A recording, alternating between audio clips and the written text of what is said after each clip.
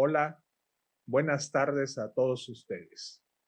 Agradezco al doctor Gerardo Arturo Reyes, presidente de la Sociedad de Gastroenterología de Sinaloa, darnos la oportunidad de convivir en esta reunión magna, donde tenemos a un invitado de lujo, que es el doctor Sami Achem, que tengo el gusto de conocerlo hace muchos años, desde nuestro líder espiritual del norte, que era don Arnoldo Barrera, de Chihuahua, y que hemos convivido a través del tiempo y que siempre ha sido un apoyo para la gastroenterología mexicana, donde ha formado varios gastroenterólogos en la área de la motilidad, actualmente de la neurogastroenterología. Eh, este día va a ser muy interesante, ya que tenemos a Pablo, que es un joven talentoso, sangre nueva de la Asociación Mexicana de Gastroenterología, y a la doctora Mónica del Rocío Reyes, que es una excelente gastroenteróloga, también de Culiacán, Sinaloa, en donde va a ser la presentación, Mónica, de los ponentes y cuáles son los temas. Muchas gracias por estar aquí con nosotros y darnos la oportunidad de estar en este viernes, ¿no? Que es difícil, pero va a estar muy interesante porque Sami es un excelente médico, muy didáctico, un gran profesor. Muchas gracias y adelante, Mónica, para que hagas la presentación. Adelante. Muchas gracias, doctor Marco, por la presentación y sobre todo por la invitación para estar esta noche con todos ustedes.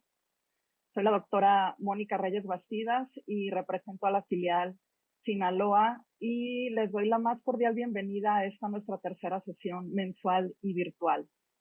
Espero que todos estén disfrutando de este viernes en compañía de sus familias y no olviden ir haciendo sus preguntas.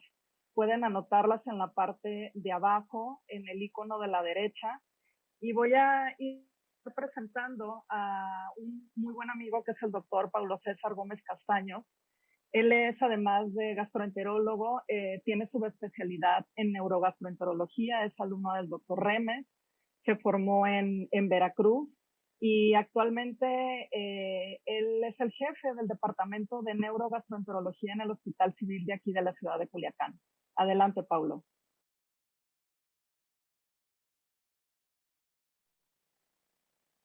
Muy buenas noches, tengan todos ustedes. Quiero agradecer al doctor Marco Antonio Lira, presidente de la Asociación Mexicana de Gastroenterología, por su invitación y a mi compañera Mónica por la presentación. Y es un gusto compartir foro con el doctor Sami Achem. Y bueno, para abrir boca, voy a presentarles un escenario clínico que la mayoría de nosotros lo vemos frecuentemente y nos enfrentamos frecuentemente a este tipo de pacientes. Generalmente son pacientes que son referidos al gastroenterólogo ya después de que han pasado por varios médicos y espero con este caso que podamos desmenuzar todo lo que podamos y aprovechar también la ponencia del doctor Sami Achem para comentarlo. Y bueno, les presento este caso de una paciente femenino de 43 años. Ella es casada, trabaja como gerente en una institución bancaria, que obviamente esto es un trabajo que le genera mucho estrés. Nos refiere una ingesta ocasional de alcohol con una frecuencia semanal a razón de 2 a 3 cervezas. Tabaquismo positivo, ella refiere que fuma media cajetilla al día desde hace aproximadamente 15 años. Ha tenido 2 embarazos, el término de ambos embarazos fue cesárea. Se le realizó una colecistectomía laparoscópica por litiasis vesicular, tuvo una cirugía estética, específicamente fue una lipoescultura, y es una paciente que frecuentemente se automedica medicamentos antiácidos.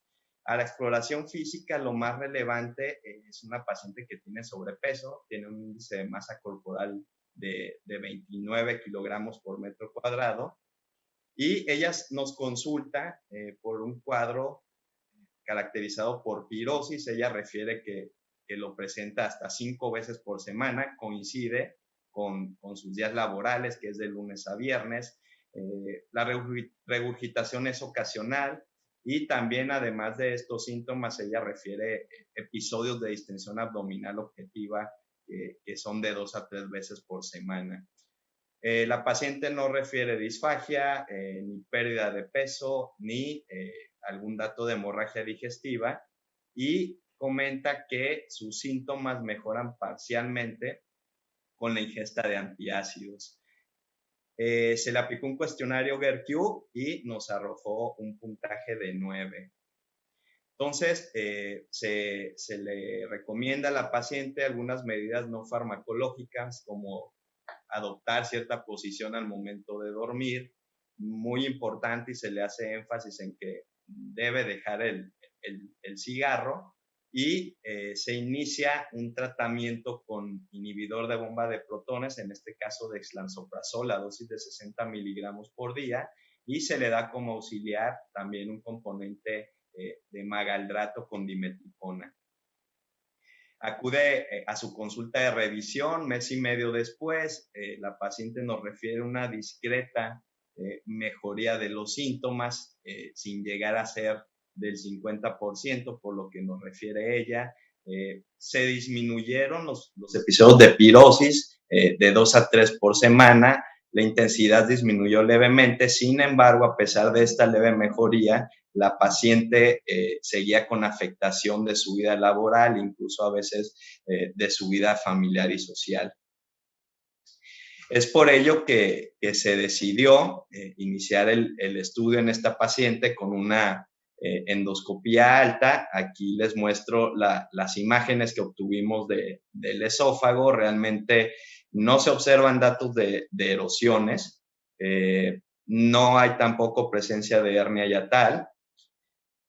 Y se decide realizar una pHmetría con impedancia. En este caso, suspendimos el dexlansoprazol 7 días previos a la pHmetría, y nos encontramos con este trazo. Como resultado, en esta pH, la paciente presentó un porcentaje de exposición al ácido del 7.2%. Como ya sabemos, pues bueno, por arriba de 6% ya se considera una enfermedad por reflujo gastroesofágico, de acuerdo al consenso de Lyon.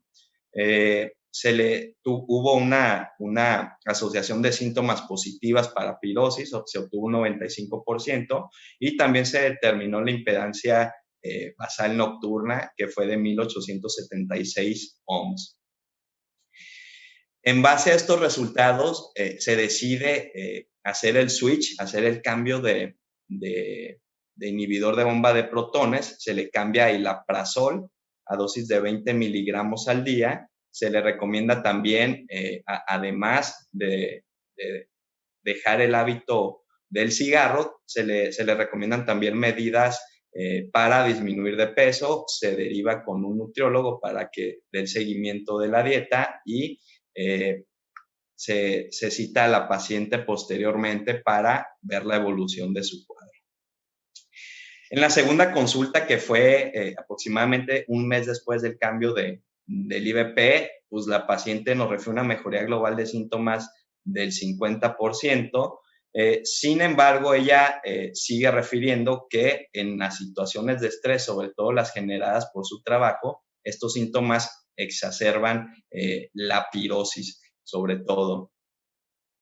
Entonces, iniciamos protocolo de estudio también con una manometría esofágica de alta resolución para descartar algún trastorno motor esofágico que pudiera dar síntomas similares al reflujo, y nos encontramos con D6 promedio de 382 milímetros de mercurio por segundo por centímetro. Hubo 20% de las peristalsis fallidas, 40% fueron débiles, y como diagnóstico manométrico obtuvimos una motilidad esofágica inefectiva. Debido a que ya teníamos evidencia de una pHmetría con exposición anormal al ácido sin IBP, decidimos realizar una pHmetría ahora con el IBP. y obtuvimos, bueno, en este caso una exposición esofágica al ácido del 3.6%, que está normal. O sea, la paciente tenía una supresión adecuada del ácido. Sin embargo, como ocurrió en el primer estudio, encontramos una asociación positiva para pirosis en un 100%. Entonces, con este trazo de pH, con este resultado, se dio el diagnóstico de una hipersensibilidad al reflujo. ¿Qué decidimos en el tratamiento? Pues bueno, dejamos una dosis de mantenimiento de hilaprazol de 10 miligramos y se decidió agregar un antidepresivo tricíclico como neuromodulador. En este caso, la amitriptilina a dosis de 25 miligramos al día. Iniciamos con la mitad de esta dosis para valorar la tolerancia y verificar que la paciente no tuviera efectos adversos importantes. Y pues bueno, ya con la adición de la amitriptilina, la paciente refirió episodios de pirosis más esporádicos, menos intenso, y ella incluso notó una mejoría en calidad de vida. Cabe señalar que la paciente también tenía una deficiente calidad de sueño y que con la adición a amitriptilina empezó a tener sueños de mejor calidad. Entonces, ¿qué podemos concluir? Que muchos de los casos de pacientes que tenemos con enfermedad por reflujo gastroesofágica que consideramos refractarios, o sea, aquellos pacientes que están tomando doble dosis de IVP durante 8 semanas y que no mejoran sus síntomas, ya los consideramos refractarios, y que gran parte de estos pacientes, hasta el 90% de ellos, la causa de su refractariedad al tratamiento convencional es que llegan a tener sobreposición con otros trastornos esofágicos funcionales, ya sea pirosis funcional o hipersensibilidad al reflujo. Es por ello que debemos hacer un abordaje muy cuidadoso en estos pacientes y, obviamente, si se requiere, valorarlo o derivarlo al especialista correspondiente. Muchas gracias por su atención.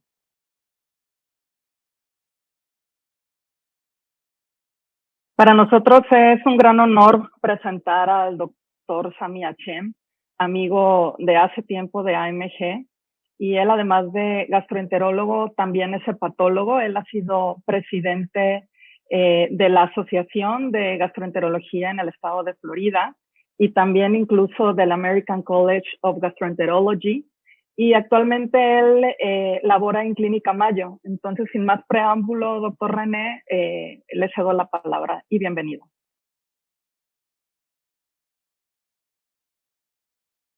Soy el doctor Sami René Hachem. Agradezco profundamente las gentiles palabras tanto de mi muy querido amigo Marco Lira, que me citó de elegante, pero creo que de elegante solo tengo el traje, todo lo demás no hay mucha elegancia. Agradezco también a la doctora Reyes por sus gentiles palabras. Es un placer estar con ustedes. El tema que vamos a discutir esta noche son los trastornos funcionales esofágicos, específicamente la enfermedad no erosiva por reflujo, que en inglés la describimos con las siglas de NERD, y esta palabra la van a escuchar bastante durante la presentación. Los trastornos funcionales son definidos como padecimientos sintomáticos, pero sin que existan anormalidades estructurales. Estamos hablando que son la causa más común de visita al gastroenterólogo, representando el 41% de las consultas. Estos padecimientos, de acuerdo con Roma 4, arbitrariamente han sido definidos con un periodo de tiempo de por lo menos 3 meses y síntomas por lo menos con una duración de 6 meses antes del diagnóstico. Estos padecimientos no son nuevos. De hecho, la relación entre las emociones y los trastornos médicos fue inicialmente descrita por el médico griego Claudio Galeno en los años antes de Cristo. En época más contemporánea, el profesor Aldo Torsoli, en la Universidad de Roma, decidió crear un sistema de trastornos funcionales y nos ha permitido establecer las reiteraciones de Roma 1 hasta Roma 4.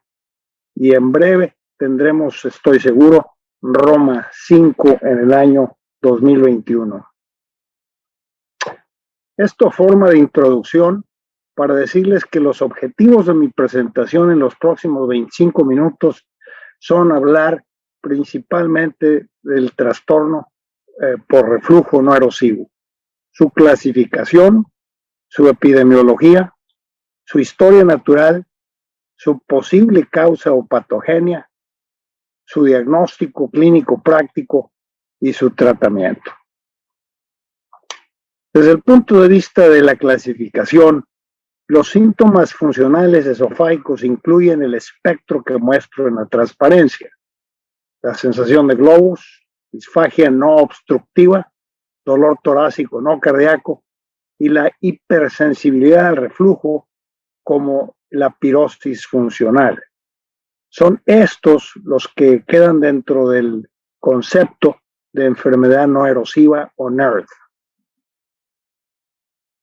La hipersensibilidad al reflujo es definida por Roma 4 como pacientes que tienen pirosis o dolor torácico que pueden o no responder a los inhibidores de bomba de protones, que tienen una endoscopía alta y biopsias normales para descartar particularmente enfermedad de la mucosa como la esofagitis eosinofílica, una motilidad esofágica normal y una pH-metría con tiempo de exposición de ácida normal, pero con un síntoma de asociación o índice sintomático positivo, como vemos en esta gráfica. Observamos un paciente que tiene un episodio de pirosis al mismo tiempo que cae el pH en el esófago por debajo de 4. Esta asociación es la que estamos buscando en este grupo de enfermos. Por otra parte, los enfermos con trastornos funcionales, pirosis funcional, de acuerdo con Roma 4, son definidos. Quiero nada más un poquito arreglar mi pantalla porque veo que no encuadro, no sé por qué. Quizá los miembros de la producción me pueden ayudar un poquito a encarar. En fin, Roma 4 define la pirosis funcional como dolor retroesternal o molestia retroesternal, falla de responder a los inhibidores de la bomba de protones, una endoscopía normal con biopsias también normales, motilidad normal, pH-metría normal y síntoma de asociación negativo totalmente. Como ven, estos enfermos tienen todos sus hallazgos estructurales negativos. Esta tabla nos permite el resumen y la síntesis de lo que acabo de explicar. Vemos aquí que estos pacientes tienen erosiones a la endoscopía, estos tienen por consiguiente erosiones básicamente y no necesitamos hacer ninguna pH-metría. El diagnóstico es obvio, la endoscopía. Es estos enfermos que tienen una endoscopía normal o los NERDs que necesitamos hacer pruebas evaluatorias como es la pH-metría. Este paciente con NERD tiene exposición al ácido anormal y puede o no tener un índice sintomático positivo. El enfermo con esófago hipersensible típicamente tiene la exposición al ácido normal, pero tiene un índice sintomático positivo. Y por último, el paciente con reflujo funcional tiene esencialmente una exposición al ácido normal, pero el índice sintomático también es negativo.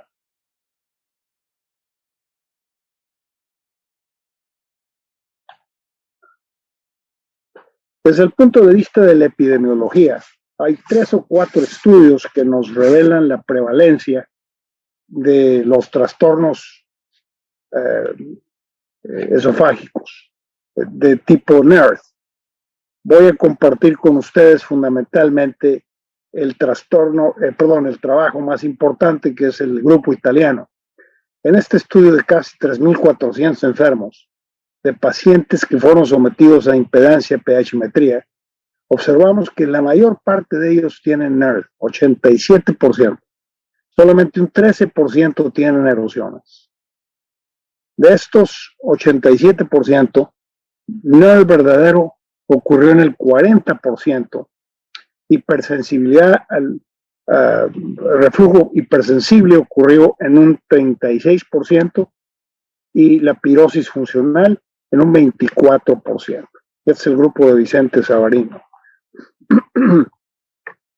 La historia natural de estos enfermos ha sido descrita por lo menos en 2 trabajos centinelas. Aquí los vemos resumidos. En el primero es una revisión sistemática de la literatura por Fuller y observamos que solo entre 0 al 30% progresan a erosiones. En este otro trabajo de 4.000 enfermos, la progresión a erosiones es del 0 al 25%. Pero notemos que la mayor parte de progresión a erosiones son los ángeles grado modesto, es grado A o B. Solamente es un 6% que evoluciona a los ángeles grado C o D. Quizá más importante es la pregunta de qué tantos evolucionan a esófago de barro. Y la respuesta es, en este estudio, solo 1 al 13% por año, mientras que en este otro estudio la evolución a barres era de 0.5% por año. Entonces, lo que quiero señalar con esto es que esencialmente la progresión a un Barrett's de estos enfermos es relativamente poco común, como lo es también la progresión a erosiones. ¿Cuál es la causa de que estos enfermos tengan trastornos aparentemente que parece reflujo gastroesofágico, sin embargo no hay erosiones, sin embargo no hay daño aparentemente estructural? Bueno, exploremos algunas de las hipótesis al respecto y los hallazgos publicados en la literatura. Es el trabajo de TUA, en donde ellos evaluaron la sensibilidad en pacientes con pirosis funcional. Veamos que en comparación con los pacientes con NERD, aquellos con pirosis funcional tienen mayor percepción al ácido, tanto proximal como distal, como también a la solución salina, sugiriendo que los mecanorreceptores, como los quimorreceptores, perciben anormalmente sensaciones en el esófago que no ocurren en el paciente con NERD. La pregunta es, pues, ¿por qué razón ocurre? ¿Cuál es el aspecto estructural o funcional que explique este fenómeno? En esta gráfica muestro el trabajo elegante de Phil y Woodland en Londres, así como de Toby, en donde ellos perfudieron el esófago de conejo. Aquí vemos la mucosa escamosa a la micrografía electrónica, antes y después de perfundir con ácido. Notamos que la perfusión del ácido causa una dilatación importante de los espacios intracelulares del epitelio escamoso. El concepto es que al crear este fenómeno por el ácido, esto facilita la permeabilidad de la mucosa esofágica a agentes tóxicos nocivos, como es el ácido y las sales biliares. Además, en esta parte de la gráfica les muestro los hallazgos de la celilla epitelial comparando la mucosa en NERD con la esofagitis erosiva. Notemos la distribución de las células nerviosas, las neuronas nerviosas sensoriales en el NERD están en la superficie del epitelio escamoso, aquí marcadas con estas flechas. Mientras que en la esofagitis erosiva, acá abajo, las celdillas epiteliales sensoriales están en la base de la celdilla escamosa epitelial. Esto sugiere que con mayor facilidad en paciente con NERD, estos enfermos tienen tendencia a captar fenómenos que causan sensación, como es la exposición al ácido o sales biliares, por la localización superficial de los axones sensoriales. De hecho, en esta gráfica les muestro una representación de los receptores del epitelio escamoso. 3 tipos de receptores han sido descritos por el grupo en Londres, donde está el doctor Shiffrin, y estos son los receptores vanilinoides en verde, los receptores de melastatina en rojo, finalmente los receptores que son ácidos sensoriales. Lo importante de esto es que en los pacientes que tienen NERV, como lo vemos aquí en esta gráfica, los enfermos con NERV tienen una diferencia en la distribución de estos receptores mucho más importante en comparación con los otros grupos de enfermos, como son el enfermo funcional con pirosis funcional, el enfermo con reflujo erosivo y el enfermo con esófago de Barrett. Entonces, estos estudios tan elegantes sugieren, de hecho, que la explicación de la percepción sintomática tiene una base neurofisiológica en la celdilla epitelial escamosa, cuya distribución de neuronas sensoriales es distinta entre unos y otros grupos de pacientes. Ahora bien, desde el punto de vista clínico práctico, nosotros podemos medir la integridad de la mucosa. La podemos medir a través de la impedancia, que clínicamente la usamos, ya sea con una probeta, como vemos aquí, de pH, o con una probeta de manometría. La impedancia es una expresión de la integridad de la mucosa. Por lo tanto, del daño potencial, ya sea macro o microscópico de la misma. Y la impedancia la podemos registrar o medir en ohms. Sabemos por diversos estudios, principalmente del grupo italiano, Savarino fundamentalmente, que la impedancia normal es de alrededor de 2.300 ohms. Pero también conocemos el hecho de que está alterada o baja en pacientes con enfermedad erosiva como en enfermos con NERV. Mientras que en sujetos con pirosis funcional, la impedancia está normal. Entonces, en la última década podemos registrar y usar nuestra tecnología clínica también para evaluar la impedancia. Como ustedes vieron, de hecho, el doctor nos presentó en su caso clínico, el doctor César Gómez Castañeda, precisamente una impedancia baja en el paciente que él estudió. La impedancia, de hecho, puede ser hecha por diferentes pruebas. Podemos hacer como él reportó, el doctor Gómez Castañeda reportó la impedancia nocturna, podemos reportar la impedancia a través de la manometría, o la podemos ahora reportar otros índices como son la onda peristáltica post-reflujo, o bien podemos usarlo a través de métodos endoscópicos modernos. La misma nocturna se puede hacer por método convencional o simplificado. Por razones de tiempo no puedo entrar en detalles a describir todas estas tecnologías, pero podemos platicar en la discusión. Sencillamente déjenme decir que el método moderno más reciente es el que ha propuesto Mike Bassi, que es el que muestro en esta gráfica. Aquí vemos el sistema llamado Diversatec, en el que él introduce un balón al esófago durante la endoscopía y podemos medir la impedancia en una forma tanto axial como radial. En este método el sistema permite in vivo y con esta disposición en colores diferenciar con bastante claridad y eficiencia los pacientes con reflujo aquí a la derecha. Vean los colores tan distintos de los pacientes con esofagitis eosinofílica y de los pacientes con NERV. Entonces, Mike Vasey propone que este sistema que podemos emplear durante la endoscopía, al mismo tiempo que se hace la endoscopía, nos puede permitir hacer el diagnóstico de este grupo de enfermos cuya mucosa en este caso particular puede ser normal. El sistema lamentablemente es caro, del orden de $50,000, empieza ya a ser fabricado comercialmente, pero creo que tiene un potencial futuro importante.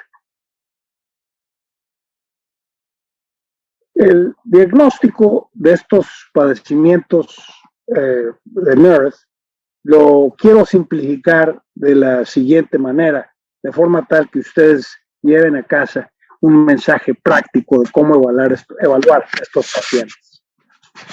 Yo me permitiría decir que en el paciente con pirosis inicial, creo que el tratamiento inicial a base de un inhibidor de bomba de protones es práctico, sencillo y es diagnóstico, aunque no es perfecto. Si el paciente mejora, creo que no es problema, en lo podemos bajar la dosis a la dosis más efectiva posible que responde el enfermo. Creo que la mayor parte de nosotros vemos estos enfermos por acá, los que no mejoran. Los enfermos que no mejoran ciertamente requieren una endoscopía alta. Si la endoscopía muestra anormalidades de la mucosa, por ejemplo, esofagitis eosinofílica, desde luego tratemos los hallazgos. Si por otra parte la endoscopía nos muestra enfermedad erosiva, pues en este enfermo vale la pena verificar la adherencia a los medicamentos, si están tomando correctamente los inhibidores de bomba de protones, por ejemplo, 1 hora a media hora antes de los alimentos, y si lo están haciendo correctamente, quizá incrementar a una doble dosis los inhibidores de bomba de protones. Por otra parte, el enfermo que tiene una endoscopía normal, que es el caso que presentó el doctor, es decir, estos enfermos necesitamos una pHmetría sin que el enfermo esté tomando inhibidores de bomba de protones como él correctamente lo hizo. En este enfermo existen varias posibilidades. Si el enfermo tiene una exposición ácida de más del 6%, que fue el caso del enfermo, la enferma que nos presentó el doctor Gómez Castaños, este enfermo tiene NERD, básicamente. Si por otra parte la exposición del ácido es de menos de 4%, este enfermo hay que ver los síntomas, los índices sintomáticos. Si tiene un índice sintomático positivo, este enfermo tiene un esófago hipersensible, mientras que si tiene un índice sintomático negativo, tiene un trastorno, una pirosis funcional. Por otro lado, si el enfermo tiene una exposición al ácido inconclusa, como sería entre 4 y 6%, este enfermo requiere pruebas adicionales. Este enfermo probablemente le haría yo pruebas como sería la impedancia a la que me he referido. Terminemos pues la presentación hablando del manejo de estos complejos enfermos y básicamente al hacerlo quisiera establecer que creo que estos son trastornos con diferente fisiopatología. Es decir, los enfermos con hipersensibilidad al reflujo tienen probablemente exposición al ácido anormal y probablemente respondan todavía a inhibidores del ácido. Tienen daño a la mucosa demostrado en la microscopía electrónica y por consiguiente, como señalo, tengan una respuesta a los inhibidores de ácido. Por el contrario, los enfermos que tienen pirosis funcional generalmente no tienen relación con la exposición al ácido normal. La mucosa no tiene daño estructural. No es raro que tengan hallazgos de colon irritable. De hecho, el caso que presentó el doctor tenía sensación de distensión abdominal. Y por último, son los que pueden posiblemente responder a los agentes analgésicos viscerales o bien a tratamiento psicológico. Exploremos pues cuál es la evidencia publicada en la literatura en este capítulo de tratamiento. Creo que podemos dividirlas en tratamiento o agentes farmacológicos inhibidores del ácido, como son los inhibidores de la histamina y los inhibidores de los PPIs básicamente, los neuromoduladores, que incluyen los agentes tricíclicos antidepresivos, los inhibidores de la serotonina o de la norepinefrina, la teofilina, la trazodona, la gabapentina y la melatonina, los agentes que impactan a la relajación del esfínter esofágico inferior, como es el baclofen o la cirugía antirreflujo, y aquellos que son terapias alternativas, como es la terapia cognitiva de comportamiento, la hipnosis e incluso quizás la acupuntura. Exploremos cuál es la evidencia publicada del beneficio de estos agentes. Aquí vemos el impacto de terapia con inhibidores de la bomba de protones en una revisión sistemática de 7 estudios. Observemos que en el caso de enfermedad erosiva, solamente el 56% de los enfermos mejoran. Por otra parte, el enfermo con NERD, solamente el 37% responde, en comparación con el 25% del enfermo con pirosis funcional. Esto nos hace ver, pues, la respuesta dismal que tienen estos agentes en este grupo de trastornos. Por otra parte, 2 estudios que ya son antiguos, como ese que muestro aquí de Marrero en el año 94,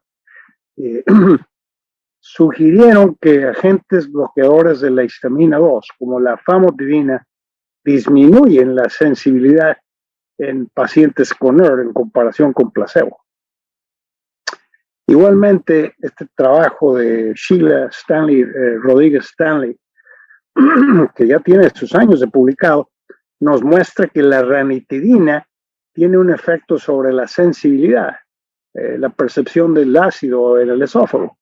Sin embargo, y a pesar de esos 2 estudios, no ha habido ningún estudio controlado con un número importante de pacientes para determinar si realmente estos agentes tienen un valor práctico en el manejo de estos pacientes. Por otra parte, el impacto de los moduladores del dolor, de la vía analgésica dolorosa, tienen un papel importante. Aquí vemos los potenciales agentes que podamos usar, como los tricíclicos antidepresivos, los inhibidores de la recaptura de la serotonina, de la norepinefrina, la trazodona y otros. En este caso, estamos viendo que los tricíclicos antidepresivos pueden ser la imipramina, la amitriptilina y nosotros tenemos también uso de la nortriptilina. Los inhibidores de captura de la serotonina, tenemos el citalopram, la sertralina, la paroxetina y la fluoxetina. Los inhibidores de recaptura de la norepinefrina, tenemos fundamentalmente la venlafaxina. Aquí tenemos solamente la trazodona y otros incluirían la teofilina y la gabapentina. Quiero señalar que a pesar del amplio espectro de estos agentes viscerales analgésicos, la experiencia fundamental viene de respuesta clínica en el área principalmente de los enfermos con dolor torácico de origen no cardíaco. Realmente no han sido críticamente estudiados en los pacientes con NERD o con pirosis funcional o con esófago hipersensible. De modo tal que hemos extrapolado la información de dolor torácico no cardíaco a estos pacientes con estos fármacos. Sin embargo, voy a referirme a la poca literatura que hay al respecto para terminar presentando lo que existe. Vean ustedes, por ejemplo, aquí con imipramina, un estudio en Tailandia nos muestra que no hay respuesta clínica entre placebo e imipramina. Sin embargo, la calidad de vida medida por el cuestionario de la forma corta 36 tiene una mejoría sintomática importante. Creo que esto explica en parte lo que el doctor Pablo César nos mostraba, donde su paciente mejoró su calidad de vida cuando él le dio imipramina a esta paciente que además no estaba durmiendo bien. Y estos compuestos tienen un efecto favorable también sobre el sueño.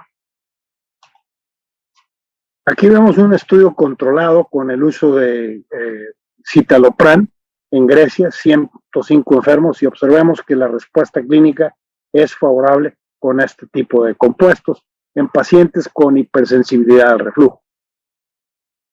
En un trabajo en Irán de 60 enfermos con pH positivo, es decir, esófago hipersensible y trastorno funcional aquí, todo negativo, vemos que combinando esos enfermos, la respuesta con fluoxetina es mejor que con omeprazol y ciertamente con placebo. En este otro trabajo, publicado en una revista que en general no me agrada mucho compartir, pero es lo poco que hay, es una revista de Open Access, de acceso abierto, y ustedes saben que estas revistas tienen el problema que muchas veces son revistas plagiarias que cobran dinero por publicar, y eso no me parece muy razonable. Creo que hay cierto conflicto de interés, pero en fin, en este estudio pues vemos que el uso de melatonina y omeprazol combinados es superior a cualquiera de estas otras terapias, es decir, nortriptilina y omeprazol, así como placebo y omeprazol. Para terminar, quiero nada más señalar este otro concepto, que es que varios estudios, y aquí muestro solamente uno, han encontrado que entre los enfermos con estos trastornos funcionales, aquí vemos en lo particular, los enfermos con pirosis funcional, tienen una alta proporción de trastornos psicológicos como es depresión, ansiedad, en comparación con este otro grupo.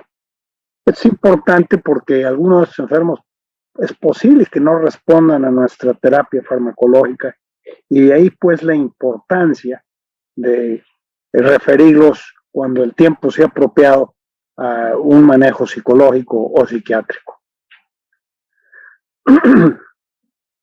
Déjenme terminar pues mi presentación con una transparencia práctica, con un mensaje para ustedes, para su consultorio, para manejar a estos pacientes en forma diaria.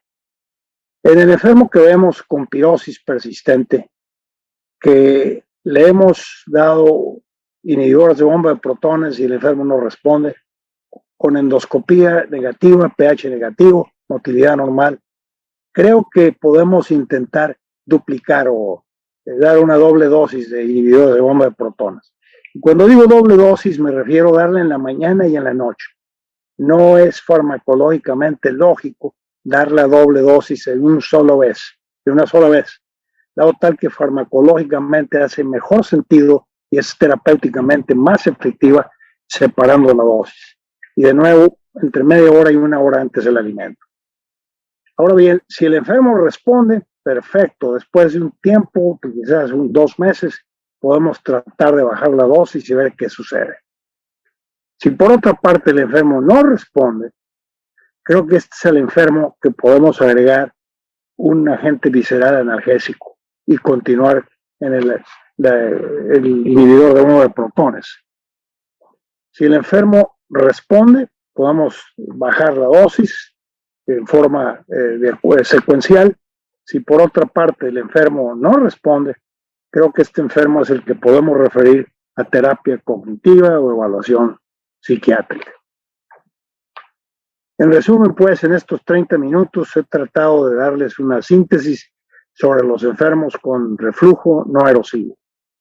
Discutí para ustedes la clasificación de los mismos, su epidemiología, su historia natural, su posible causa y patogenia.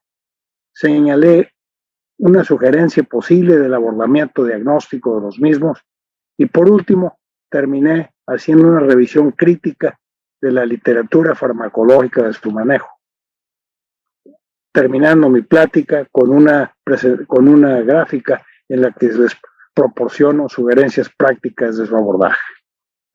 Les agradezco su atención. Muchísimas gracias.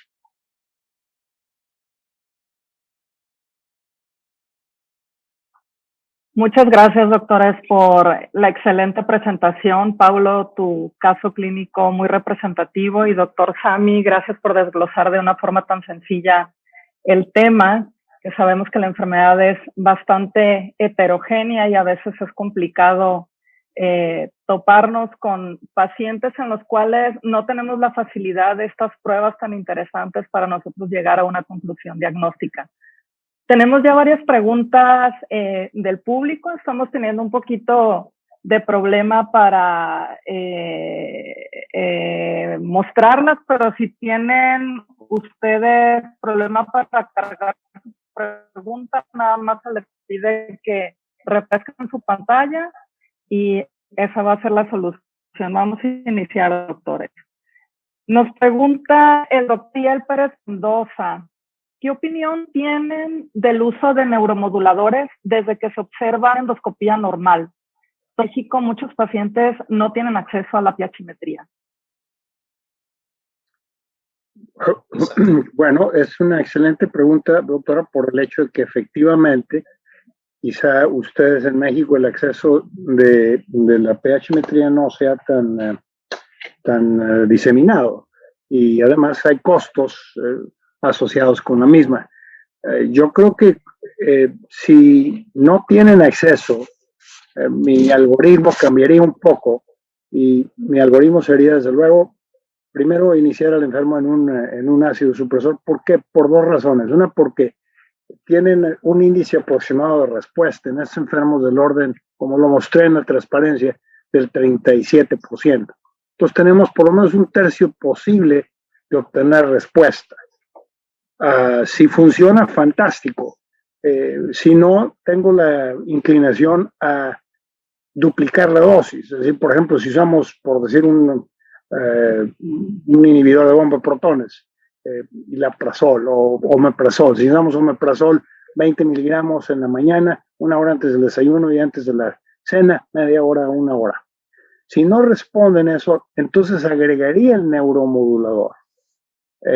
Ustedes en México no sé si tengan nortriptilina, pero sí sé que tienen amitriptilina. Los pueden usar la amitriptilina.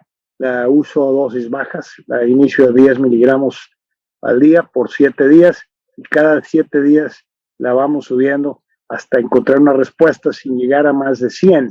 Una vez que llegamos a 100, estamos ya usando una dosis un poquito alta. La dosis analgésica es generalmente entre 50 y 80 miligramos, y lo hacemos en la noche por los efectos indeseables que tienen tendencia a producir un poco de sueño. También le explico al enfermo que no estoy usando la amitriptilina como un antidepresivo, sino que le explico en qué consiste un analgésico visceral, para que no me llame por teléfono en 3 días cuando vaya a leer en la internet que le di un antidepresivo y me diga que yo pienso que está loco, y se desesperan y no se adhieren al tratamiento. Entonces sería mi resumen práctico si no tienen acceso a la pH-metría. Muy bien, doctor. El doctor Luis Bello, de la Ciudad de México, nos pregunta que si tiene o consideran ustedes que tiene algún papel en la terapéutica de estos pacientes la levosulpirida. ¿Qué experiencia tienen ustedes, Paulo, con este fármaco?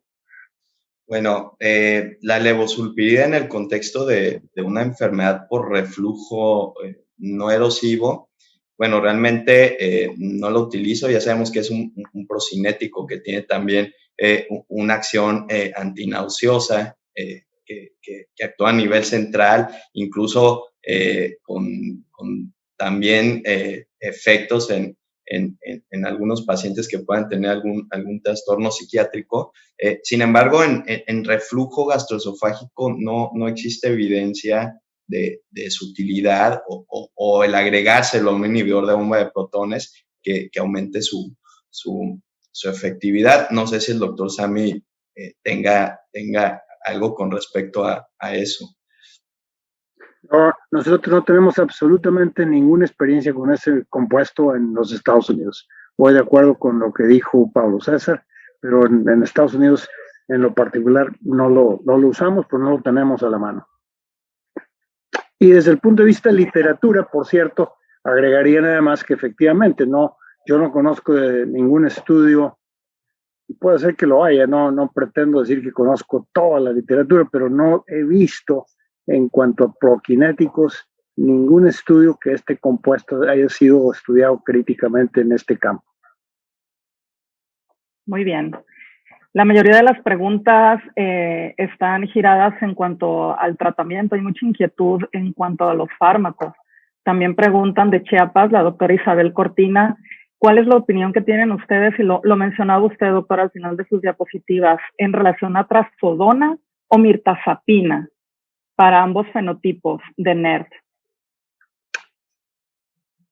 Pero yo creo que cualquiera de estos compuestos, la trazodona, por ejemplo, es intercambiable, entre comillas intercambiable, como pertenece al grupo de los antidepresivos. Si ese es el que tienen en la mano, tengan en cuenta nada más una cosa. La trazodona, la razón que yo no la uso para nada, básicamente, por una sola razón. Tiene un efecto indeseable que es el priapismo. Entonces, por eso no me inclino a usar la trazodona. La mirtazapina no tengo experiencia en lo personal, pero creo que la trazodona, yo preferiría usar la nortriptilina con esos efectos que son similares, son analgésicos viscerales básicamente. Sí. Igual, ¿no? Comparto la opinión del doctor Hachem. Y como lo comentaba en su presentación, no existen ensayos clínicos en enfermedad por reflujo, en pirosis funcional o hipersensibilidad al reflujo con estos medicamentos o estos antidepresivos. Se han estudiado más en dolor torácico funcional. Sin embargo, bueno, lo utilizamos traspolando esos resultados a pacientes que tengan síntomas de reflujo o algún trastorno esofágico funcional. Y también hay que tomar en cuenta los efectos adversos que pueden tener estos medicamentos y en base a eso hacer la selección adecuada del tratamiento dependiendo el paciente. Con mirtazapina, bueno, yo tengo un poco de experiencia, generalmente, pues bueno, es un medicamento bueno, mejora los síntomas, la calidad de vida, pero en general podemos utilizar todos los grupos de fármacos, aunque la evidencia no avale su uso. Muy bien. Siguen las preguntas y en verdad que todas están en relación a fármacos. El doctor José Luis Tamayo de la Cuesta los felicita por la excelente presentación y también tiene una pregunta. ¿Qué papel tendrían dentro del diagrama final del tratamiento que nos muestre usted, doctor René, los PCAPs? Que pronto obviamente estaremos teniéndolos acá en México. ¿En qué parte de su diagrama usted los ubicaría? Bueno, doctora, bueno, saludos desde luego a un gran amigo que le agradecemos su pregunta y estar pendiente de nosotros a estas horas en un viernes por la noche. José Luis, un abrazo. Los PCAPs, creo, desde luego, primera observación es que no los hemos estudiado críticamente en este campo. Han sido la mayor parte de estudios en países asiáticos, desde luego con bastante efectividad. En NERS, solamente acabo de leer un trabajo reciente, pequeño, que en unos, si no mal no recuerdo, 50 o menos enfermos, con resultados positivos. Entonces, yo pienso que van a tener un papel, naturalmente. ¿Por qué? Porque tienen una mayor habilidad para suprimir el ácido en comparación con la tercera generación de los inhibidores de bomba de protones. Pero necesitamos estudios que comprueben su uso. Qué bueno que los van a tener en México, creo que es otro medicamento más al respecto, pero repito, necesitan ser críticamente estudiados para que podamos tener la indicación apropiada, aunque hace sentido que deben de funcionar, ¿no? Muy bien, doctor. Usted mencionaba algo muy importante en relación a los estudios del doctor Vincenzo Savarino, donde habla de esofagitis microscópica en relación a esta patología de NERV. Y yo quisiera preguntarle específicamente, ¿usted considera que debemos de biopsiar a estos pacientes en forma rutinaria? Es decir, ¿debemos de ir tras esos espacios intercelulares dilatados que usted mencionó? No, yo no, digo, sería ideal, ¿no? Pero no creo. Creo que esto está para centros de investigación, básicamente. Lo mencioné más bien para explicar la patogenia, por qué estos enfermos tienen síntomas sin tener hallazgos macroscópicos. Ese era mi objetivo. Para fines de investigación clínica, desde luego, es muy interesante y de hecho el grupo pionero que está haciendo, este es el grupo en Londres, que está haciendo una cantidad de trabajos al respecto, tratando no tan solo de ver los espacios aumentados, pero la célula escamosa y los receptores nerviosos que parecen estar distribuidos en forma distinta entre los diferentes grupos. Y la importancia de esto, por ejemplo, los receptores vanilinoides, es que hay compañías farmacéuticas interesadas en el desarrollo de agentes tópicos para suprimir el disparo neuroaccional de los receptores vanilinoides. Entonces, tiene importancia práctica, pero para futuro, para estudios, pero para ustedes como gastroenterólogos en práctica diaria, no.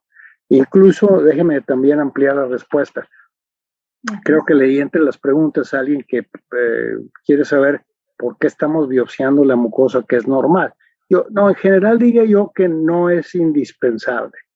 La única razón es que un 10% de pacientes con esofagitis eosinofílica pueden tener una biopsia totalmente normal.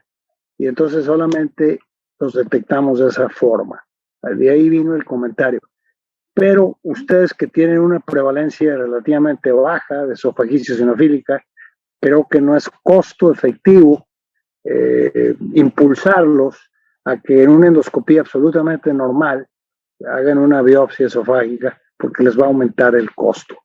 Sin embargo, en un paciente con síntomas persistentes, quizá que no ha respondido a nada, quizá lo puedan tomar en cuenta en su diagnóstico diferencial y en ese caso considerar entonces hacer biopsias esofágicas con ese propósito. Pero yo diría que en general, para fines prácticos, si la mucosa está relativamente normal, no recomendaría sistemáticamente biopsiar el esófago. Gracias, doctor. Platicábamos antes de entrar al aire de que todavía nos hace falta en México tener este tipo de métodos diagnósticos, sobre todo en la práctica pública. ¿Usted cómo de alguna forma nos podría orientar cómo podemos hacer diagnóstico de estos diferentes fenotipos de NERV cuando no contamos con estos métodos o no los tenemos de primera instancia? ¿Cómo ayudar a este tipo de pacientes, doctor? Bueno, está complicado, doctor. O sea, sí, lamentablemente el camino, desafortunadamente, las sociedades nuestras, el AGA, la Sociedad de Motilidad, todo el grupo de gentes en este campo, estamos empujando hacia el diagnóstico objetivo a base de pHmetría, por lo menos, ¿no? Entonces sí entiendo perfectamente que si no tienen los recursos económicos para comprar un aparato de pHmetría, es complicado ubicarlos, no va a poder clasificarlos claramente. Lo único que va a poder hacer es, bueno, acuérdese cómo, por ejemplo, en el estudio de Savarino, tenían ellos 3,000 y pico de enfermos y el 87% son NERV. Yo creo que ahí se va a detener. Ahí, si no tiene una pHmetría, el resto fueron clasificados en base a una pHmetría con impedancia. Entonces, yo diría que es virtualmente imposible. Se va a detener en ese capítulo. Ahora, entendamos otra cosa, también no sabemos si en México no hay estudios mexicanos de cuál es la prevalencia de NERD. Tenemos 4 trabajos de la prevalencia de reflujo en México, eso es verdad. Y los tengo conmigo aquí, no puedo abrir mis transparencias, no quiero distraerlo, pero bueno, sí sabemos que la prevalencia de reflujo en general en México es entre el 20 y el 40%, dependiendo de cuál de los 4 trabajos que han sido publicados en México. Pero ninguno de esos que yo sepa ha evaluado NERD. Y creo que la razón es muy sencilla, porque requiere, además, o sea, estos la mayor parte fueron cuestionarios, pero no sabemos cuál es la verdadera prevalencia de NERD en México, no ha sido estudiado. Entonces, lo requieren. Punto, doctora. Lamentablemente no puedo dar otra salida, más que decirle que si usted los quiere reclasificar entre esófago hipersensible y esófago reflujo funcional, va a necesitar una pHmetría, lamentablemente. Forzosamente. Muy bien, doctor. Pablo, pregunta el doctor Hugo González, ¿qué beneficio tendría en un paciente con NERD funduplicarlo? Realizarle una funduplicatura de Nissen. Ok, muy buena pregunta. Aquí, obviamente, antes de proceder o hacer la cirugía antirreflujo, hay que estudiar bien al paciente, ¿no? Uno de los primeros criterios es que pacientes con síntomas de reflujo que no tienen erosiones, que son la mayoría de los pacientes, hasta un 70% no se encuentra ninguna alteración endoscópica, son pacientes que tienen que responder a la terapia con IVP, ¿sí? Pero muchos de estos casos nos topamos que son pacientes que no responden o responden parcialmente o no responden al IVP. Ahí entra la pHmetría. Si es un paciente que tiene ya una exposición al ácido por arriba del 6% y que tiene una respuesta parcial al inhibidor de bomba de protones, pues tenemos que seguir avanzando en el protocolo, hay que ver qué está pasando, como en el caso que presenté. Muy probablemente ese paciente refractario al tratamiento con IVP pueda tener una sobreposición ya sea con pirosis funcional, que es la más frecuente, o con hipersensibilidad al reflujo. Por otro lado, y muy importante, hay que preguntarle al paciente cómo está tomándose el IVP. Ese es un punto también muy importante, porque ya sabemos que la principal causa de falla del tratamiento es que el paciente no se toma adecuadamente el IVP. Si el paciente se lo toma adecuadamente, bueno, pues hay que estudiarlo y no hacerle la funduplicatura sin antes haber realizado también una manometría esofágica. Eso también es muy importante, aunque el porcentaje, por ejemplo, de trastornos importantes de la motilidad con síntomas de reflujo, pues es muy bajo, pero también son pacientes que tenemos que evaluar la peristalsis esofágica y necesitamos evaluar la reserva peristáltica, porque eso le va a servir al cirujano para saber qué tipo de cirugía hacer en su paciente y evitar las complicaciones postquirúrgicas, como puede ser la disfagia. Si es un paciente, también hay que tomar en cuenta si padece de distensión o síndrome de intestino irritable, se le pueden exacerbar los síntomas con una funduplicatura. Entonces tenemos que ser muy cuidadosos, tenemos que seleccionar bien a los pacientes candidatos para que se puedan beneficiar de una terapia quirúrgica y que, pues bueno, que el remedio no sea peor que la enfermedad. Muy bien, Pablo. Bueno, doctor, en lo que podemos compartir su pantalla, quiero pasarle una pregunta de la doctora Yolanda Zamorano. ¿Cómo no? Lo manda a felicitar y Muchas también le hace una pregunta en relación al caso clínico que nos presentó Pablo. Ella le quiere preguntar que si usted considera necesario repetir la pHmetría si ya tenía un reporte de impedancia basal nocturna baja.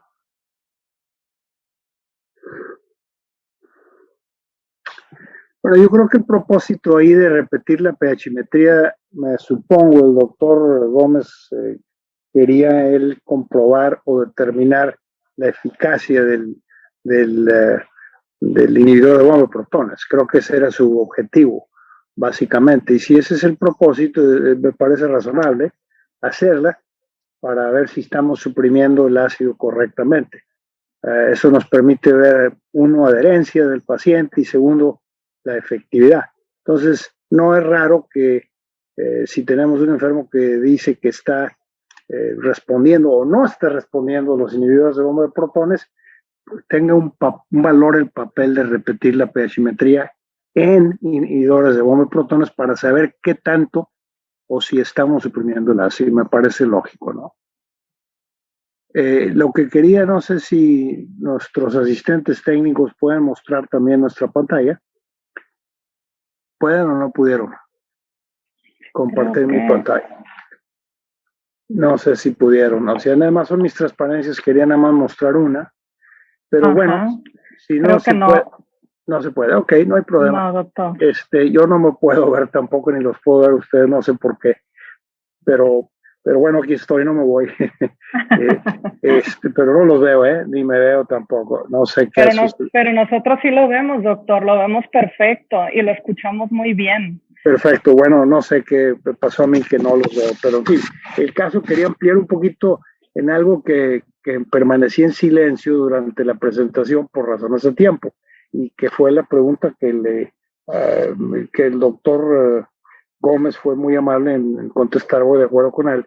De hecho, quería citar en la pantalla el estudio de Stu Speckler, publicado en el New England Journal of Medicine el año pasado, en el 2019.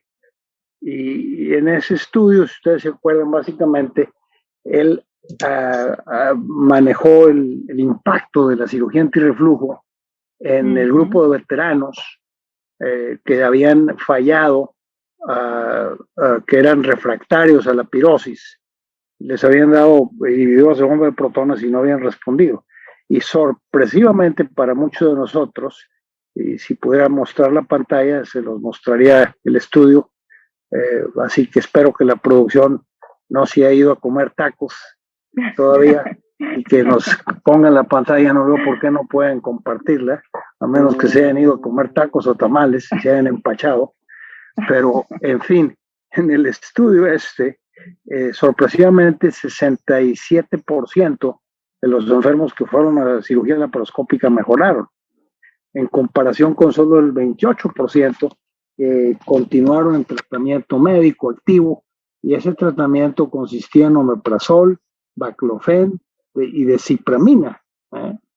Y había un grupo pequeño de control, que ese grupo todavía el enfermo no respondió tampoco. Entonces, el punto que quiero decir es que nos sorprende que la cirugía haya sido efectiva en cierta forma, pero creo que la razón es que recordemos lo siguiente, o sea, nuestros ácidos supresores, nuestra terapia médica, pero el punto es que creo yo que la razón por la cual la cirugía mejora a estos enfermos es que nosotros suprimimos el ácido, pero no suprimimos la regurgitación, o sea, convertimos con los ácidos supresores el ácido a solución modestamente alcalina. Entonces, muchos enfermos siguen teniendo regurgitación, pero es regurgitación alcalina.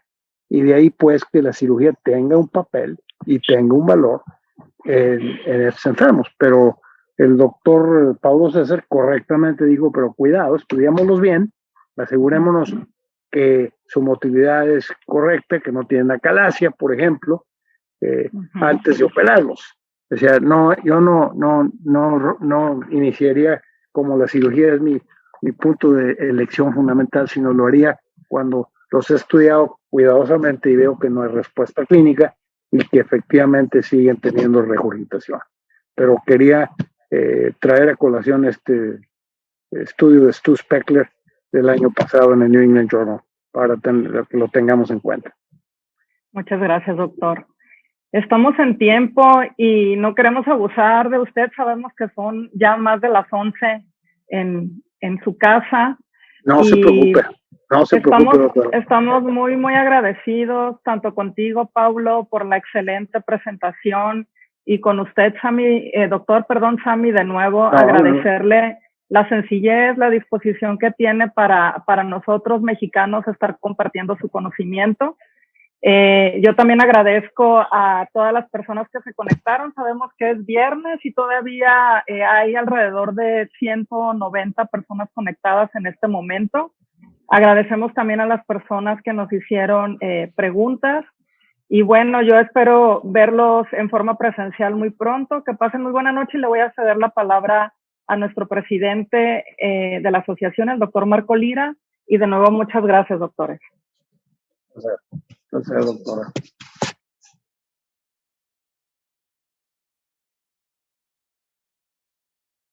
Yo creo que abusamos del tiempo a Sammy en viernes, ya es más tiempo allá en Florida, pero fue una excelente sesión. Nos dejó mucha enseñanza y pues te agradecemos, Sammy, todo el apoyo otorgado a la Asociación Mexicana de Gastroenterología y también a nuestros ponentes de Sinaloa, que estuvieron también increíbles. Nosotros queremos continuar con las sesiones mensuales. Para el mes que entra tenemos la sesión mensual el día 22 de abril, pero ahí vamos a cambiar la hora, ¿no? Va a empezar a las 4 de la tarde porque vamos a tener una sesión con el doctor Salvatore Piano, que nos va a hablar sobre falla hepática aguda, sobre crónica, y va a estar excelente para que estén en contacto con todos nosotros, para que mantengan. La tenemos que hacer a las 4 de la tarde porque son 7 horas de diferencia con Italia, y pues es otro tema muy controversial y que va a ser de gran provecho para todos nosotros. Y también que estén pendientes de nuestra web, del portal, donde se pueden inscribir a la reunión regional sur, que va a ser excelente, va a ser sobre obesidad, otra pandemia, que tenemos excelentes profesores y por seguro va a ser un éxito y más con su participación. Muchas gracias, Sammy, y pues perdón por el abuso, pero realmente estuvo increíble esta noche. Hasta luego y muchas gracias.